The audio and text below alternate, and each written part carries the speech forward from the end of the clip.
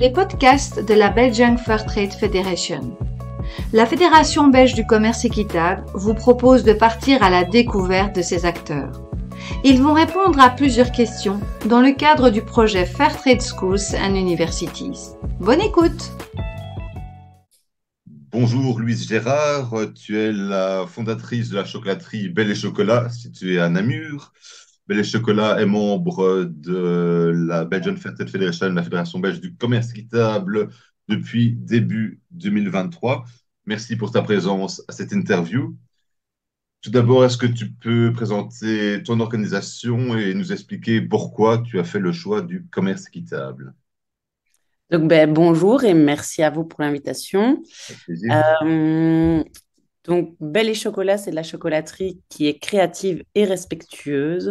Ça, ce sont vraiment les deux valeurs que nous défendons avec Belle et Chocolat. Donc, il y a le respect, au niveau du commerce équitable, on en parlera par la suite, et il y a la créativité. Donc, l'idée, c'est vraiment de créer une chocolaterie composée de produits qui éveillent les sens et les consciences. Donc, l'idée, c'est vraiment d'allier ces deux valeurs pour créer des chocolats qui sont innovants, mais avec toujours la valeur d'équité, de respect globalement, voilà, qui est derrière. Donc voilà, ça c'est la première chose. Donc nous, on est situé à Namur, effectivement, et la chocolaterie a été lancée en 2019. Donc c'est un projet assez récent. Pourquoi est-ce qu'on a fait le choix du commerce équitable? Donc, c'était une évidence pour moi à la création de Belle et Chocolat que on allait étudier et travailler à ce que toutes les filières cacao soient des filières qui soient tracées, qui soient équitables. Pourquoi? Parce que ça fait déjà 10 ans moi, que je suis dans le métier du chocolat. Et donc, j'ai eu l'occasion de voir plusieurs chocolateries et de creuser un petit peu voilà, le fonctionnement de manière plus ou moins globale, qui est très complexe en fait au niveau du commerce du cacao. Et je me suis rendu compte que le seul moyen de savoir d'où proviennent les fèves de cacao, c'est de poser des questions. Et une fois qu'on commence à poser des questions, de manière naturelle, on se tourne vers le commerce équitable, qui est en fait une évidence pour moi. C'est que tous les acteurs de la chaîne de cacao soient justement rémunérés. Ok, donc justement, par rapport à cette démarche de commerce équitable, quels sont selon toi les avantages et les difficultés rencontrées par un entrepreneur qui veut s'engager dans le commerce équitable, selon ta propre expérience? Oui, alors pour moi, le gros avantage, c'est de pouvoir promettre à son client que voilà, les produits qu'on lui propose sont justes et sont respectueux de l'humain. Pour moi, ça n'a pas de prix. Je pense que je ne serais pas, pour moi, ce ne serait pas envisageable de commercialiser, de produire des chocolats sans pouvoir garantir aux personnes à qui je les propose le respect de tous les acteurs. Ça, pour moi, c'est le gros avantage, c'est du coup d'être aligné à mes valeurs. Et ça n'a pas de prix. D'accord. Parce que selon moi, oui, il y a quand même une série d'inconvénients enfin, je sais pas si on peut appeler ça des inconvénients, mais en tout cas des freins. Ouais, ouais. C'est-à-dire qu'à partir du moment où on quitte les filières traditionnelles, ça demande beaucoup de recherche, beaucoup d'heures de recherche, beaucoup de prise de contact et voilà, hein, une vraie implication pour comprendre et pour sortir des sentiers battus, parce que des fournisseurs de chocolat traditionnels, enfin traditionnels entre guillemets, mais qui vont fonctionner voilà, à la manière d'un grossiste, il y en a énormément, mais des fournisseurs de chocolat, donc avec Belle et Chocolat, nous, on travaille avec un fournisseur de chocolat, c'est-à-dire qu'on remet entre les mains de quelqu'un d'autre l'achat des fèves et la transformation des fèves en chocolat. Et nous, on intervient sur la mise en forme du chocolat. Mais pour trouver, nous, le partenaire avec qui on travaille aujourd'hui, oui, ça a été beaucoup de recherche et beaucoup de questions. Donc, à partir du moment où on le rencontre, c'est de poser énormément de questions pour pouvoir s'assurer qu'on est sur la même longueur d'onde et qu'on va pouvoir travailler et collaborer ensemble. Ok, donc le secteur du commerce équitable en Belgique existe depuis le début des années 70, hein, depuis plus de 50 ans. comment est-ce que tu vois l'évolution et l'avenir du secteur du commerce équitable de manière générale? Pour moi, l'évidence, c'est que, en fait, c'est déjà même difficile à comprendre pour moi qu'aujourd'hui, ce ne soit pas l'unique modèle de commerce. Ça, je vous le cache pas. Je ne comprends pas, en fait, que, on puisse, en fait, faire du commerce en se disant qu'il y a vraiment des gens qui ne gagnent pas leur vie de ce qu'ils vendent. Du coup, là, j'ai un peu du mal à répondre à la question parce que ben, j'espère, bien sûr, qu'on va aller sur ce modèle-là, mais à tous les niveaux.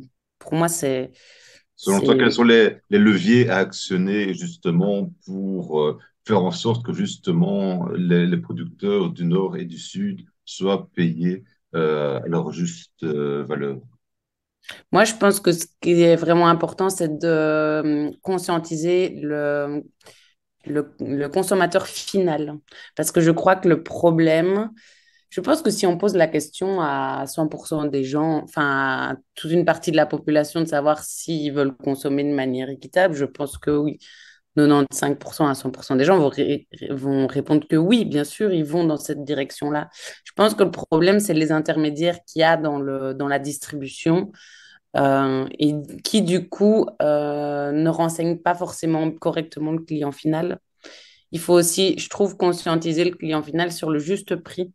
Parce que, ben voilà, en fait, on a peut-être eu l'habitude de consommer voilà, des produits qui viennent de loin à bas prix.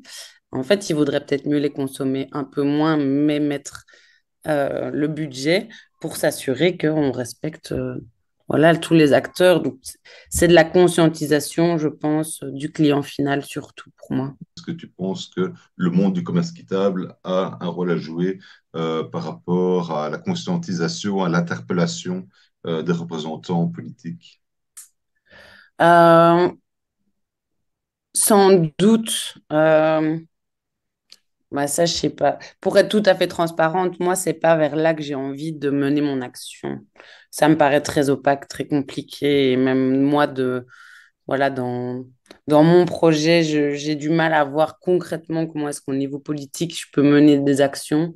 Ouais. Euh, pour moi, ceux qui feront bouger les choses, c'est plutôt les consommateurs.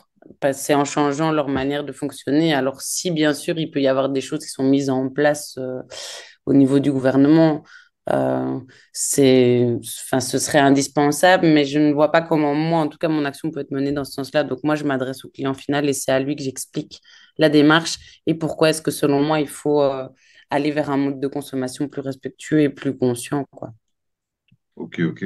Voilà. Donc, enfin, voilà, il y a le consommateur final, il y a les politiques et aussi finalement les jeunes. Est-ce que tu penses que le monde du commerce équitable, différents acteurs, que ce soit toi en tant que chocolaterie Belle au Chocolat ou d'autres acteurs qui sont plus spécialisés dans la sensibilisation, est-ce que tu penses que il est important eh bien de sensibiliser les jeunes, les étudiants, les acteurs de demain à la réalité de notre consommation, ce qui se cache derrière, et aux valeurs du commerce équitable. Oui, je pense que c'est fondamental parce que c'est eux de toute façon les consommateurs de demain et c'est eux qui participeront à l'évolution des mentalités. Donc plus on conscientise jeunes aussi, je pense, et plus on s'inscrit dans une démarche de consommation responsable. Donc bien entendu, c'est vers les plus jeunes qu'il faut se tourner, enfin vers tout le monde, mais bien sûr que l'éducation et la sensibilisation aux plus jeunes est pour moi fondamentale pour qu'ils puissent faire des choix responsables une fois qu'ils en auront l'occasion, quoi. Ok, merci. Ben justement, par rapport à ces jeunes, toi qui es une jeune entrepreneuse, si je puis dire, avec quelques années comme ça d'expérience, est-ce que tu aurais des conseils à donner à tous ces jeunes, notamment ces futurs entrepreneurs qui voudraient se lancer dans un projet de commerce équitable?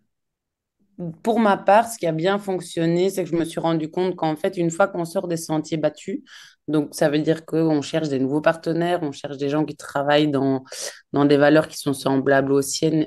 Je me suis rendu compte, je trouve en tout cas au niveau du chocolat, que euh, une, une fois qu'on se renseigne, en fait, les contacts se font assez vite.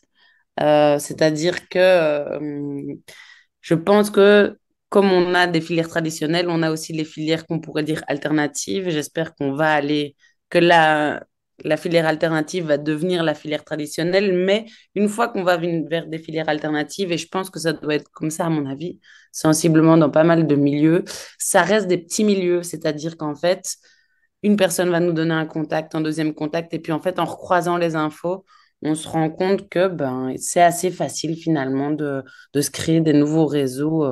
Voilà, il faut y mettre un peu d'énergie, mais c'est tout à fait faisable.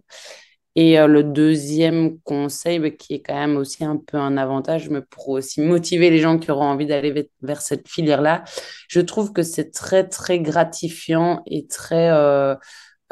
ça rend optimiste et positif de travailler dans cette dynamique-là parce qu'on se rend compte qu'on n'est pas tout seul et en fait, on est quand même nombreux et travailler avec des gens qui portent les mêmes valeurs et qui font les choses du mieux qu'ils peuvent, ça donne foi et ça donne l'envie de continuer à créer et à proposer dans cette voie-là. Ok, à tout grand merci pour tous ces conseils, Louise. Est-ce que tu as d'autres messages que tu voudrais faire passer? Non, non, juste bonne chance à tous, hein. Ok. Voilà. Donc un tout grand merci pour cette interview. Donc si vous voulez en savoir plus sur la chocolaterie namuroise Belle et Chocolat, bien n'hésitez pas à aller faire un tour sur le site www.belleetchocolat.be www.belleetchocolat.be. Merci, une bonne journée. Merci. Ce podcast est à réécouter sur le site ftsu.be, le site du projet Fairtrade Schools and Universities. À bientôt!